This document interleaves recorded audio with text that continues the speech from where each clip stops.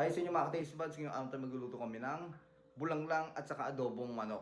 So ito mga ka-taste buds, ito yung manok na gagamitin namin. So hatiin namin yan. So may pang adobo at saka yung iba sahog dito sa ating bulanglang. So ayan. So ito yung mga nabibiling gulay sa palengke na talagang 15. Madami-dami na din. So dalawa yung binili ko para medyo healthy naman yung ulamin natin ngayon. So mas maganda yung nagiging healthy na tayo kaysa dun sa hintayin pa natin magkasakit tayo, di ba? So ayan, kaya itong ulamin natin. So ayan. Lalagay ko muna dito yan dahil huhugasan ko. Ayan, so ito mga ka-taste buds, nahiwa ko na yung manok. Frozen pa yung manok kanina. And then naisipan ko, ito maganda kasi ito yung magandang part ng manok. Inayos ko na rin to, ginawa kong ganyan. So prito ko na lang ito mamaya. Parang ang ganda kasi tingnan, di ba? So ito nga adobo, madami-dami pa to. Kasi meron niyang atay balunan. Doon nga lang sa ano. Siyempre meron tayo dito maraming bawang, sibuyas. Ito naman yung isa, pang bulanglang. Di ba? Oh. And then siyempre, hahaluan din natin yung bulanglang ng Knorr Shrimp Cube. So hindi chicken cube yung ilalagay ko kasi mas maganda yung merong pagka, alam mo yon, yung seafoods, yung lasa. Kasi ganoon naman talaga sa bulanglang. Dahil hindi rin kami maglalagay dito ng ano, may bagoong alamang. Kaya maglalagay ako ng ganito. So ito bang ginagawa natin? Simulan natin tulutuin. So pag ganyan, sindihan muna natin tong kalan. So dito namin lulutuin, nasindihan na natin to. Yan, painitin muna natin bago tayo maglagay ng mantika. So mga ka-taste buds, maglagay mo tayo ng tamang dami ng mantika. Yan. So unahin muna natin iluto itong gulay. So yan, mainit na ang mantika. Pag-isa muna natin ang bawang. Kuha tayo ng tamang dami ng bawang. Lagyan na rin natin ang sibuyas. Okay na yung ganyang karaming sibuyas.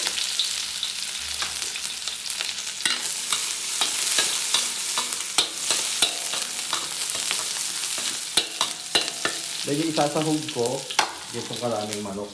Para pampalasa. Diba? Yan ganyang karami. Diba? Pwede rin ganyan.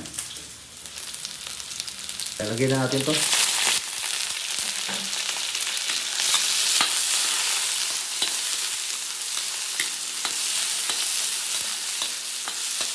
So ayan, haluin muna natin to. Bango na, no? Luto-luto yung bawang. Then lagay natin yung, lagay tayo paminta. Ayan. Lagay tayo ng asin. Ayan. So haluin natin.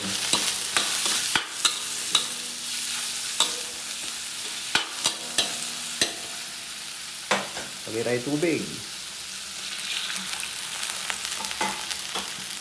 Pagkalagay ng tubig, pakuluan naman natin yan. Yan, so ito mga ka-taste buds, so kumukulo na. Haluin muna natin yan. Ayan. And syempre maglalagay tayo ng isang pirasong Knorr Shrimp Cube para mas masarap. Magkaroon ng kahit paano seafood taste ang ating bulanglang dahil tayo naglagay ng bagoong alamang, di ba? Pwede yung ganyan. Pero kung gusto niyo pa rin ng chicken or chicken cube, pwede. Kaya beef cube, yan, malasa yan. Di ba? So, pakuluan ulit natin to. Mga 2 minuto din lagyan natin yung mga gulay. Yan, so ito mga taste buds at dahil kumukulo na ito, so ilalagay na natin yung mga gulay. So, yan. Madami-dami din to. 15 pesos yung isang ano, yung isang ganon, diba? Lalagay na natin.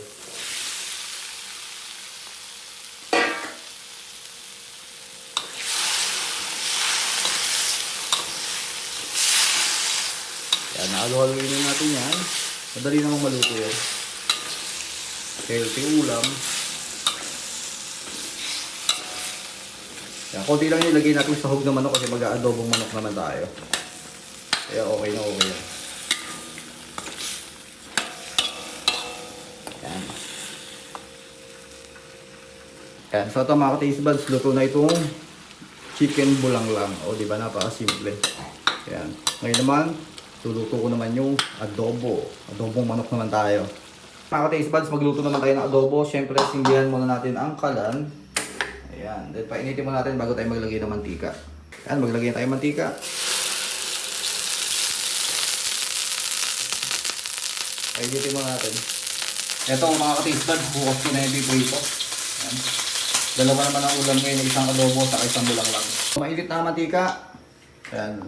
Lagyan na natin tong sibuyas sa bawang na napakadami.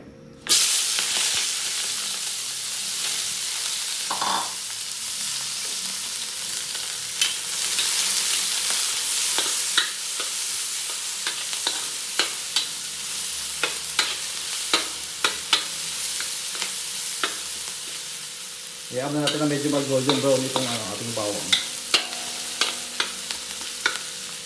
Sarap nito. Yan, golden brown na bawang. So, lalagyan na natin ngayon yung manok. So, lalagyan na natin to.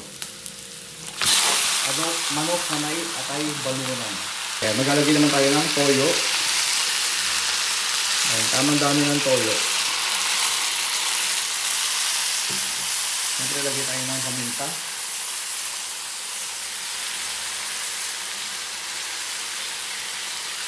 Then, lagyan tayo ng asin. Haluin natin.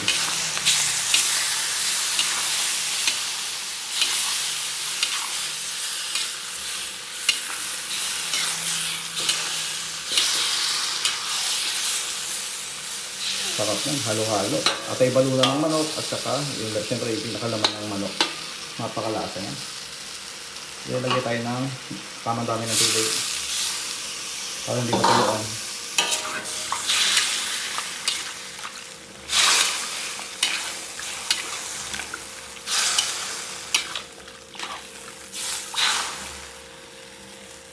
Siyempre, ito yung adobo. Maglalagay na rin tayo dito ng dahon ng laurel. Ayan, lagyan muna natin ganyan habang pinakukuluan. Ayan, so ito mga ka-taste buds, haluin muna natin.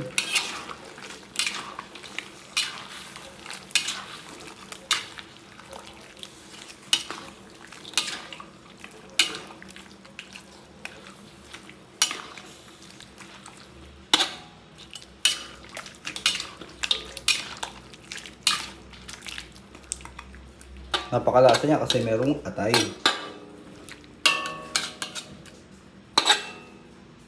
Pala dito ko na nilagay yung tomato paste, lagyan ko ng tubig and meron na rin yung kahit paano sili. Yan. Siling maliliit. So ito mga taste buds, so haluin muna natin ito. Yan, medyo luto-luto na yan, pero lulutuin pa natin maigi yan. Yan. Ngayon, gagawin natin dito is maglalagay naman tayo ng tomato paste. So ilalagay natin to. Na may halo na rin yung mga sili-sili. Yan. Ayan, nalagay ko muna lahat yung tomato paste. Yan, haluin natin ngayon. Sarap kasi pag may tomato paste, mas nakakatakam yung kulay, di ba? Adobo na may tomato paste.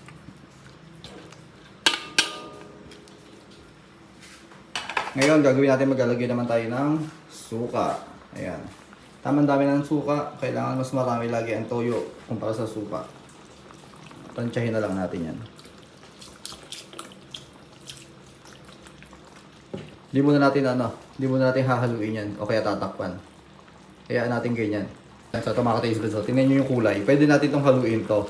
Dahil mga nakadalawang minuto na naman, lampas pa nga eh. Haluin na natin yan. O maglalagay pa tayo ng asukal dyan mamaya. Ngayon, ipagpapatuloy natin ang pagpapakulo dito. Yan, dahil mamaya pag may yung talagang luto na, maglalagay na tayo ng asukal. Diba? Sarap niyan. Mas lalo sumarap ang adobo, maglalagay tayo ng isang pirasong Knorr beef cube. Diba? Chicken yung sahog natin, pero beef cube binilagay ko. Diba? Para pang palasa. Subukan nyo rin yung ganyan. Ang sarap niyan. So halo-haloin lang natin yan hanggang sa ma-melt yung ating nilagay na Knorr beef cube para lumasa na dito sa ating sabaw.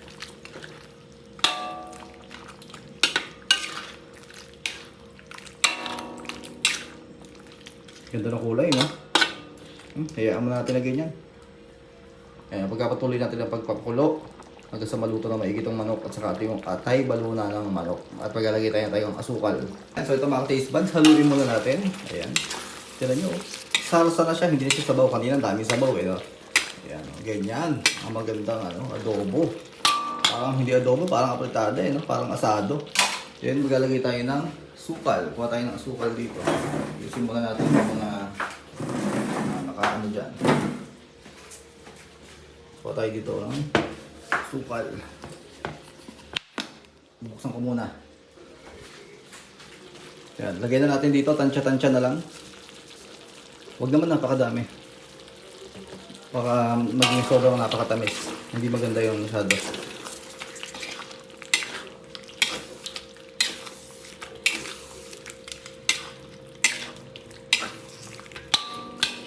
Kailangan natin yung haluing maigi bago natin yan titikman.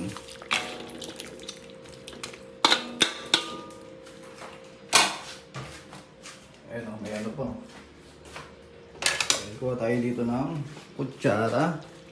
Tikman natin to, yung pinakasabaw. Tikman muna natin.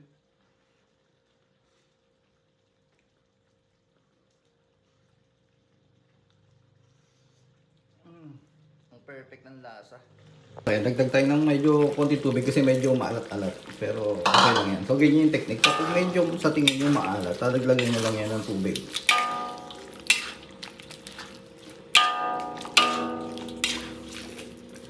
Okay, pakukuluin ulit natin to. Ilagay na nga natin to lahat.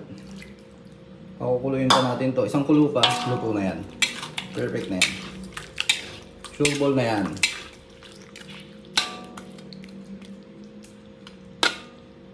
Ayan, so ito mga taste buds ko, luto na.